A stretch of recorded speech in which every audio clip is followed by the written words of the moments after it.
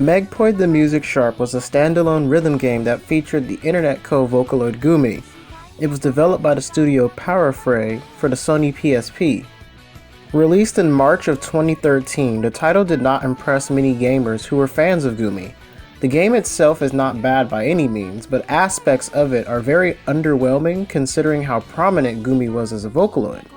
Gumi herself appearing alongside giants like Miku in the Project Mirai series, and as popular as Vocaloids like Iya.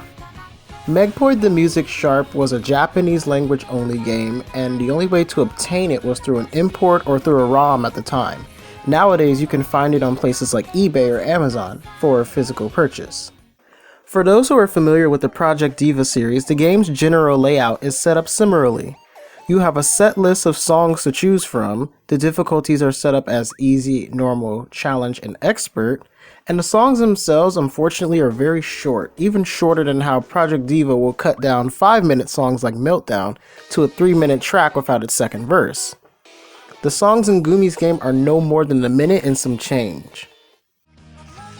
The gameplay shows your triangle, circle, square, and X buttons on the left, with notes coming across the screen and you tapping the corresponding button. It also features the directional arrows that you press independently from those buttons, unlike Project Diva where you can press either. I'm making these comparisons to show off the differences between this, Gumi's game, and also Iya's own rhythm game, Iya/VT Colorful. When you clear a track, you will be scored as either bad, well, excellent, or perfect.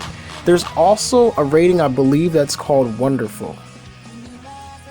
Since the tracks are so short, even missing so much as 4 or 5 notes will only get you a well or a bad. As you play a song and correctly hit the oncoming notes, your groove gauge will fill up. This is the orange bar at the bottom of the screen next to the pixel Gumi face. Also within the game, you can go to Gumi's room, which allows you to customize her costume, read her diary, and look through the gallery, which shows the illustrations from the various loading screens. There are over 40 costumes in the game, with one of them being DLC for those who pre-ordered the game, the cheerleader Gumi outfit. There was also a campaign where players got another costume when they ordered from one of the following places: Animate, Softmap, and Lawson.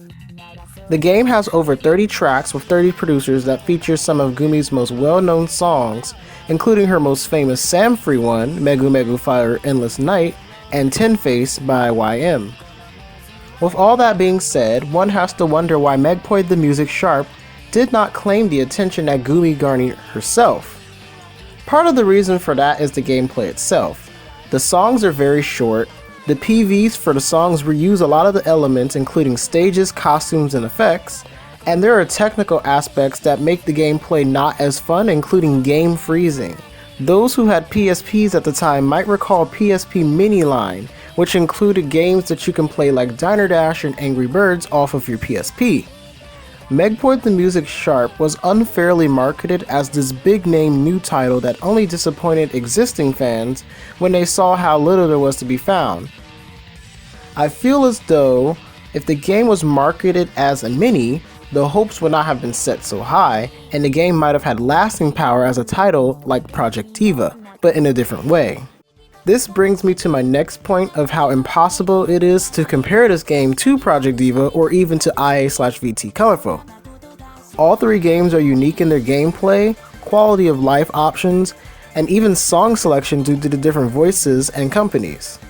While you have short songs in Megpoid the Music Sharp, you have trimmed songs in Project Diva and full-length tracks in IA/VT Colorful. I personally believe Megpoid the Music Sharp has some of the most promising potential of any rhythm game. The fact that it came around during a time where one of its biggest competitors dominated the rhythm game market.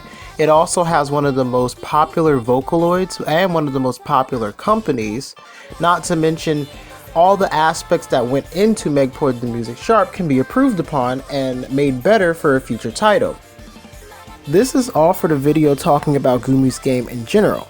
In my next video, I will be talking about how the game could be improved to be updated if I were to make a sequel, or a Gumi game in general. I will also talk about my own preferred track list for such a title. I hope to see you all there.